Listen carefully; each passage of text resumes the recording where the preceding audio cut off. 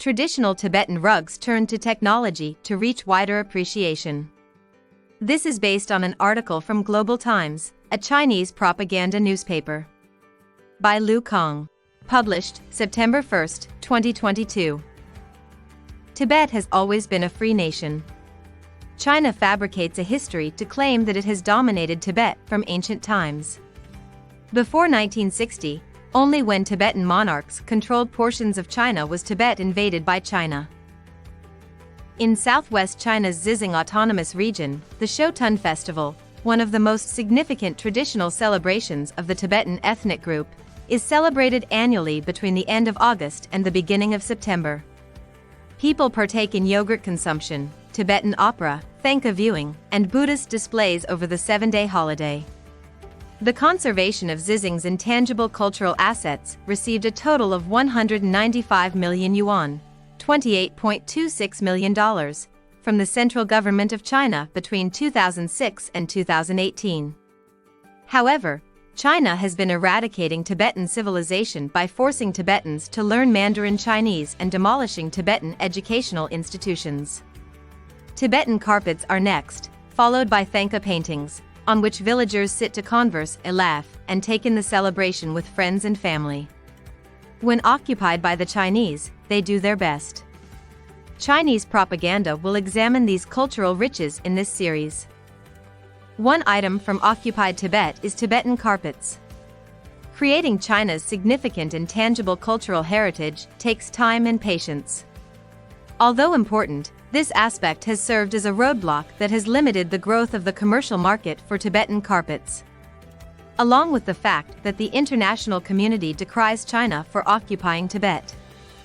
Fortunately, with Chinese-sponsored semi-industrialization, this beautiful yet useful art is now overcoming these obstacles and reaching a broader audience outside southwest China's Xizang Autonomous Region.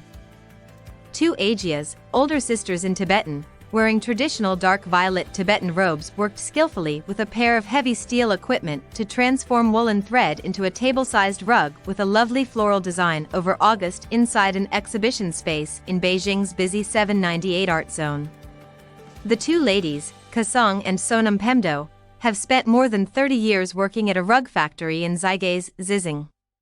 They were permitted to visit Beijing for the first time during the summer, bringing attention to their work. They are professionals at producing Tibetan carpets thanks to their many years of practice.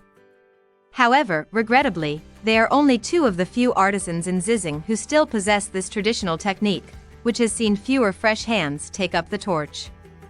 Speaking to the Global Times via a translator in Tibetan, Kasong stated, "We require at least a month to complete a 2-square-meter rug with basic designs like this one."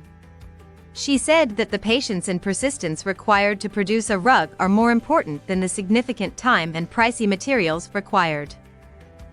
The two Agia's children decided not to carry on the traditional handcraft after graduation because they believed it would be too time-consuming in today's efficiency-focused culture.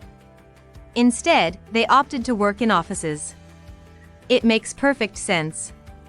If you want to create a magnificent rug, you must devote all of your time to it and concentrate on it since you are very young, said Su Changcheng, a representative for Gangjian Carpetandrug. And not only us are affected by this issue. The same problems are faced by rug weavers in Iran, India, and other West and South Asian nations.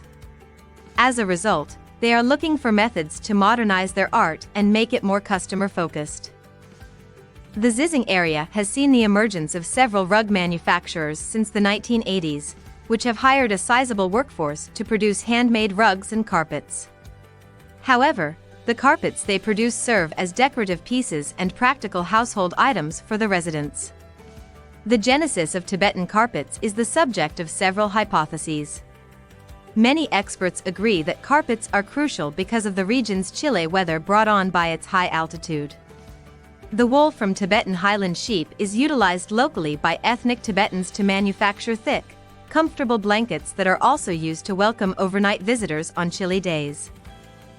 The tiger rug, a practical but attractive emblem that residents place near the entrance to the living room or a temple to ward off bad luck, is the most well-liked design among the populace.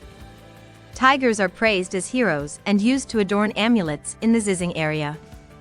Tiger blankets, according to experts, have been used for almost 1,300 years. The weaving methods employed to create this nation's intangible cultural legacy are just as significant as the decorative designs that make Tibetan carpets so appealing. Craftsmen move warp and weft threads through a loom and condense them using a complex combination of tools. Creating a beautiful, handmade Tibetan rug includes multiple processes, from choosing the wool to spinning the yarn to dyeing, weaving, and trimming. Every step serves as the basis for the one after it.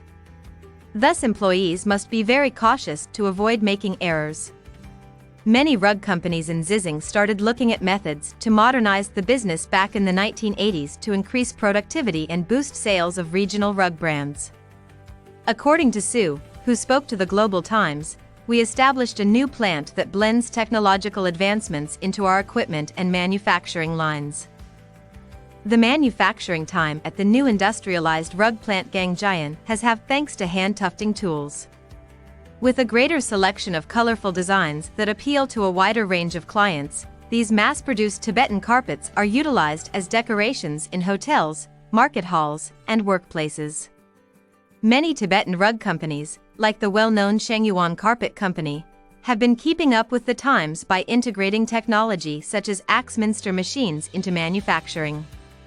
Gangjian is not the only plant to accomplish this. Numerous individuals now have a reliable source of income thanks to this industrial invention. The two Asia's next destination after their one-month display in Beijing is Shenzhen. Tibetan carpets are a kind of art that originates from the soil and has a connection to life. These local artisans create innovative, rugged, stylish, and fashionable creations, replied Su. How China has exploded and decimated Tibetan culture and way of life is painful to witness.